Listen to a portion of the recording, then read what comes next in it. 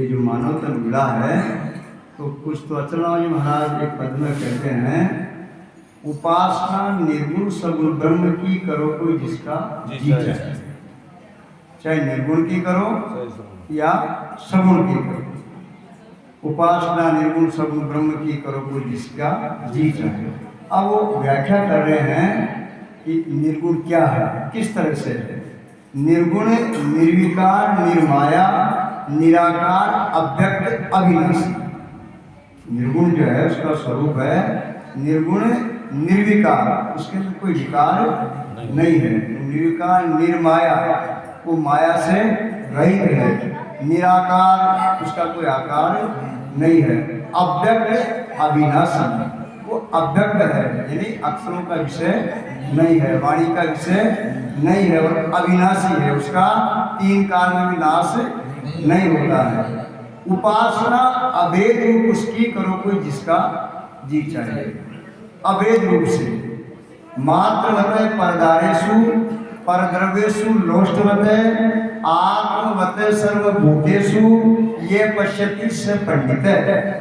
वही पंडित है, वही ज्ञानी है, जो जितने भी पराई स्त्रियां हैं, नारियां हैं, उसको माता के समान समझे। मात्रवत परदारेषु परद्रव्येषु लोष्टवत, पराई जो है उस धन को डेले के समान, मिट्टी के समान समझे।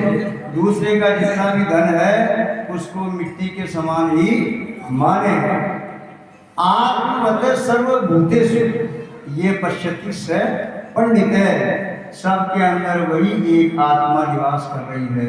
शरीरों का भेद है, आत्मा का भेद नहीं। आत्मा सबके अंदर वही है, एक ही है। इसको ज्ञान कहते हैं। तो अब आदेश किया संत जनों ने कहा, ये ऐसी पढ़ाई हमारे समझ में नहीं आती, ये हमसे नहीं होगा।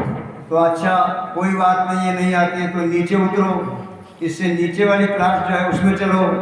और दूसरा बताया, निर्गुण अगर समझ में नहीं आवे तो सगुण भक्ति करो प्यारे। ये निर्गुण आपके समझ में नहीं आता है तो आप सगुण साकार सगुण निराकार की आप भक्ति कीजिए। ये गर्भ ईश्वर को रटो नित्य जिसका जी चाहे। राम कृष्ण अवतार जो हुए हैं, परमात्मा के जो निमित्त अवतार हैं, उनका भजन कीजिए, उनको रटिए, उनके धर्मों का चिंतन कीजिए। ये भी हमारे से नहीं होगा, नहीं कर सकते। अच्छा और नीचे उठो, ये भी नहीं होता है, और नीचे आओ। हाँ तो बताओ, सगुण भक्ति भी नहीं कर सको, करो निष्काम कर्मों को। सगुण भक्ति नहीं कर सकते हो तो निष्काम कर्म करो। फलों की आशा छोड़ करके राम भजो जिसका जी चाहे। यानी कर्म तो करो लेकिन फल परमात्मा के हाथ में छोड़ दो, तो आप स्वयं दे देगा। बोले ये भी नहीं होगा, ये कैसे करें? काम करें फिर पैसा नहीं ले, एक महीने काम करें तो तनख्वाह तो चाहिए ही, ऐसा कैसे होगा? ये भी नहीं कर सकते। चलो ये भी मत करो, और नीचे उठो। अब कहते हैं निष्काम कर्म भी नहीं कर सको तो करो कुछ शुभ कर्मों को। निष्काम कर्म नहीं कर सकते हैं तो आप अच्छे कर्म कीजिए। सत्यम बद धर्मम चर्य, सत्य बोलिए, सत्याचरण कीजिए, धर्माचरण कीजिए। गोस्वामी जी फिर मानस में लिख रहे हैं, सुमति कुमति सबके उड़रई, नाथ पुराण निगम अस कही। जहाँ सुमति तय संपत्ति नाना, जहाँ कुमति तय विपत्ति निदाना। तब तो कुमति बसी विपरीता, हित अनहित मानव रिपु प्रीता।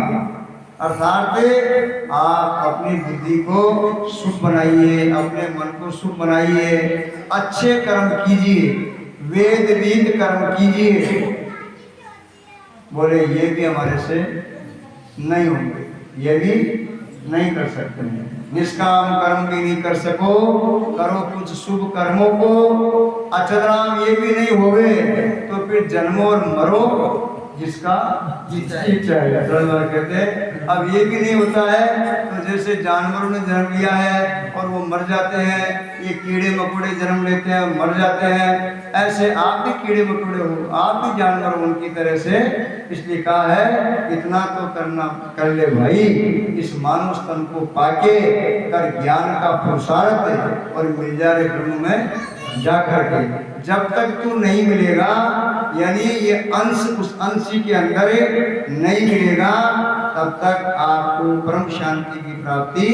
ध्यान दे व्यवहार के अंदर हम जितने भी जो गृहस्थी लोग हैं, जो कुछ न कुछ कार्य कर्म कोई न कुछ धंधा सब कुछ करते हैं। ये काम करने के लिए कोई कहाँ जाता है, कोई कहाँ जाता है, कोई जयपुर जाता है, कोई कहीं जाता है और दिन भर वहाँ काम करते हैं। वहाँ धन भी मिलता है, पैसा भी मिलता है और खाने पीने के लिए भी मिल जाता है। लेकिन इतना सुख मिलते हुए भी एक पीस मन के अंदर रहती है, एक ध्यान मन में रहता है क्या कि कब 5 बजे और मैं मेरे घर जाऊं। अपने घर की इच्छा सबको लगी रहती है, अपने घर को पहुंचने की सबकी भाव बना रहता है।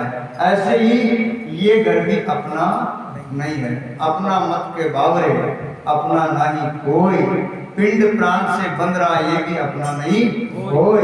अर्थात जिसको आप ये अपना मान रहे हो ये आपका घर नहीं है, ये तो प्रदेश है। जैसे प्रदेश में जाते हैं, इसको ये भी पराया देश है, ये तो देश वीराना कहिए, इसको ना अपनाना चाहिए। केवल हो जा चंगा करोरे मन सत्संगा, त्याग विषय रस रंगा। अर्थात ये वीराना देश है, ये छूटने वाला है। अपने देश की याद कीजिए, अपने घर की याद कीजिए, और जब तक आप अपने घर में नहीं पहुंचोगे तब तक आपको शांति। जैसे आप काम करके अपने घर में आ जाते हो तो अपने आप को बहुत धन्य समझते हो, सुखी मानते हो। ऐसे ही अपने घर का जो जानकारी है घर की, वो सद्गुरु के द्वारा होती है प्राप्ति। अचलानी बात यही कह रहे हैं कि सद्गुरु के पास जा करके और अपने घर को खोज लीजिए, तो फिर ये आपका मानुष जो जन्म है ये सार्थक हो जाएगा। बोलो सच्चिदानंद भगवान की जय।